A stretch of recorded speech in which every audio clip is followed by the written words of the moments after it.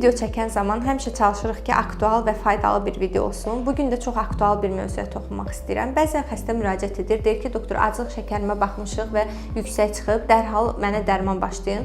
Bu düzgündürmü? Xeyr, düzgün deyil. Xəstənin şəkər və digər metabolik xəstəliklərini dəyərləndirmək üçün xəstənin həm klinik, həm də laborator müayinələrini etmək lazımdır. Xəstənin anamnezi, ailə anamnezi, şikayətlərini dinləmək, fiziki müayinəsini etmək, lazım gələrsə şəkər yükləmə testi etmək, 3 aylıq şəkər dediyimiz qlikemoqlobinə baxmaq. Lakin bunlar da kifayət deyil. Çünki 10 xəstə müraciət edə bilər, onun da şəkəri eyni ola bilər, amma biz eyni dərman başlamaya bilərik. Çünki burada xəstənin yaşı, xəstənin diabet stajı, əvvəl qəbul etdiyi dərmanlar, çəkisi, hədəf orqanlar, şəkərin hədəf orqanlarına yönəlik müayinələrimizin nəticəsi ciddi rol oynayır. Məsələn, elə dərmanlar var ki, unikaldır, şəkər kontrolu üzərində müsbət təsiri var, lakin diabetik retinopatiyası varsa xəstənin göz dibi zədələnməsi, biz o preparatı xəstəyə təyin edə bilmərik.